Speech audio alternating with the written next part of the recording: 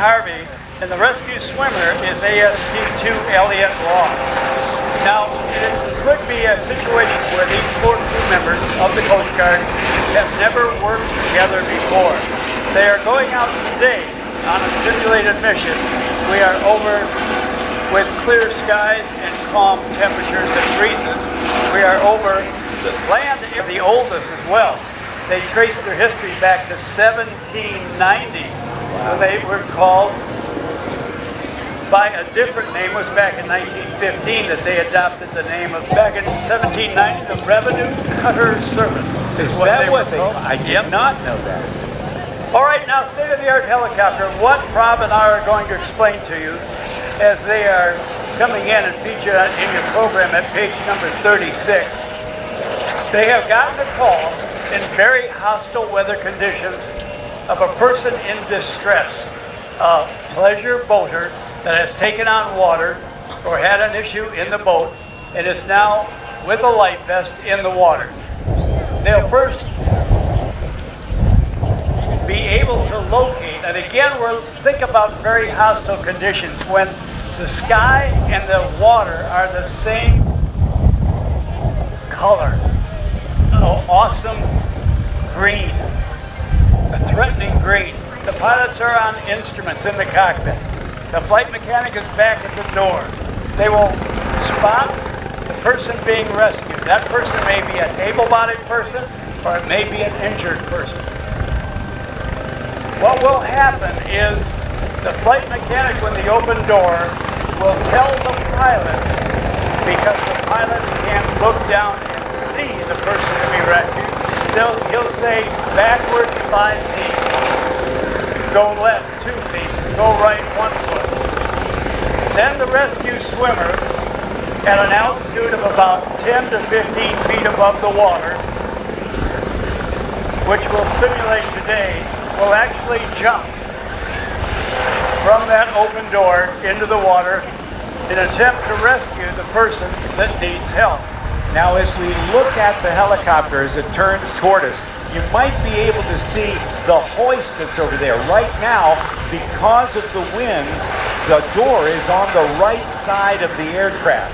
But that hoist can lower and raise up to 600 pounds. 600 pounds. And at a speed of about 250 feet a minute.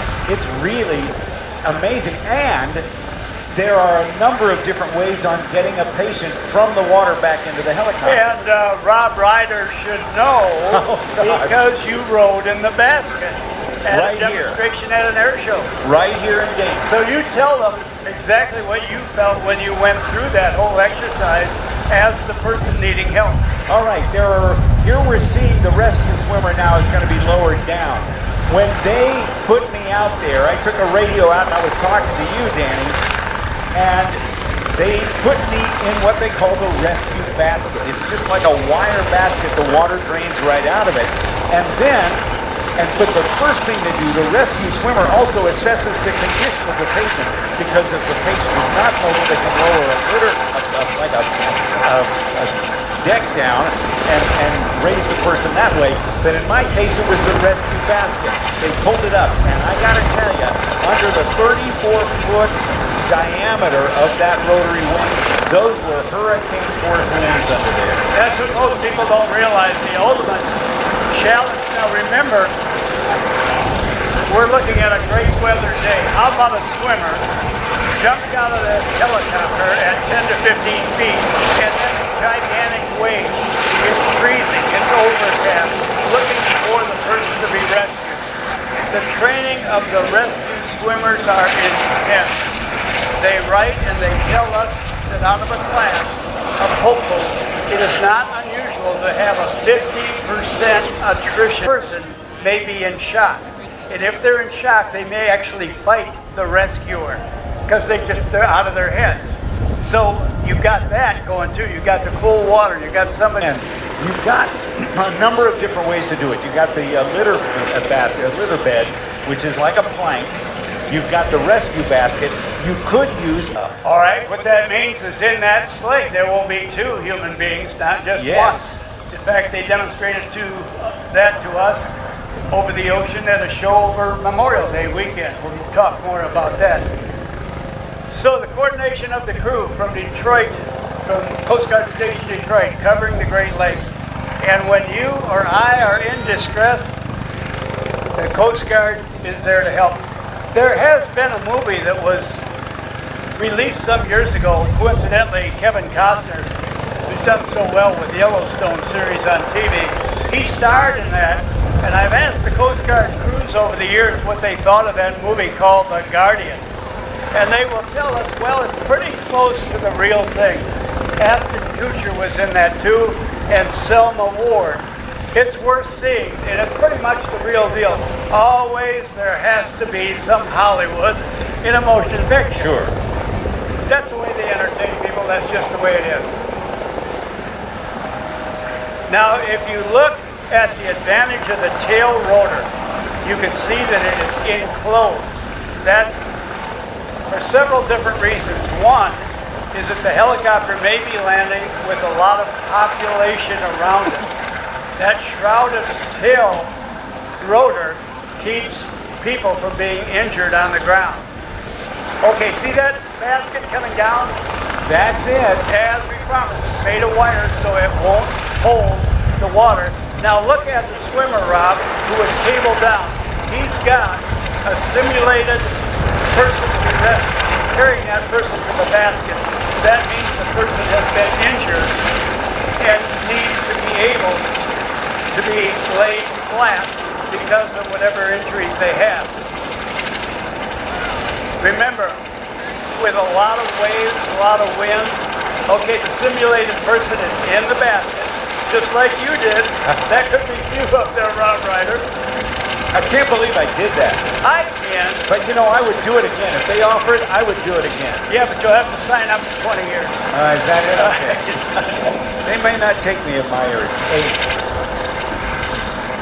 And the flight mechanic who has been operating that hoist will now pull that basket in and attend initially to get the survivor out of the basket into a seat, and then let's see if they lower a horse collar down or use just the hook for the rescue swimmer, or if they lower the basket for the rescue swimmer to come up. It'll be their option. More on that tail rotor. It has a name. Defense term. Oh, I'm sorry, I jumped on that. It has a name that is a French derivative.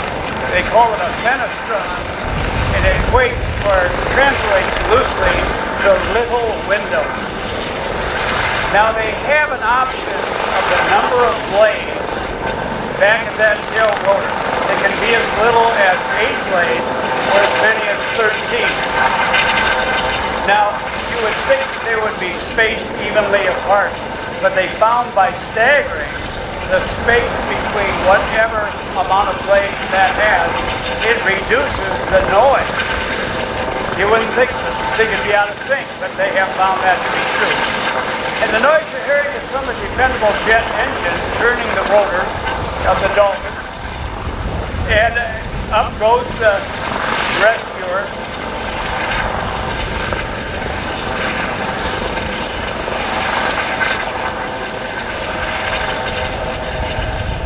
Now, Rob, I'm going to take you back in time, and my buddy Tooch here will attest to this. We were working a show over the ocean in Miami Beach on Memorial Day. The Coast Guard did their demonstration. They were finished. Then they got a call. They were on alert. They left the performance they did for us and went directly out to rescue somebody off the shores of Miami Beach. Oh boy. How effective can that be? Danny, you said something right at the beginning of this description that I think deserves some amplification. You said that you could have crews from different air stations. Quite frankly, their training is so good that you could have somebody from Air Station Detroit, Nantucket, Miami Beach, Houston. 4 people who have never met one another in their lives step into one of those, about 100 of these HH-65 Dolphins, and operate like a crew that has been absolutely perfectly in sync. their training is so good. Let's hear it for the Coast Guard. And listen, look at this showmanship. Our T-34 flight right over the top with the lights on, the twinkling of the 8 lights. That is showmanship. Everybody gets a piece of the sky. AET2 Stephen Harvey and the rescue swimmer AST2 Elliot Ross from Coast Guard Air Station Detroit. Let's give them a nice round of applause. At your service 24/7. Always, you know, they're Semper Paratus. That is their motto. Always prepared. And by the way, it was exemplified by the demonstration they did for our air show in Miami Beach. That's They were pretty cool. always ready. They went right to a rescue mission. And we were told it was a successful rescue mission. After our presentation, our show was over. Over 100, or just about 100 of these HH-65 Dolphins are in the fleet, and all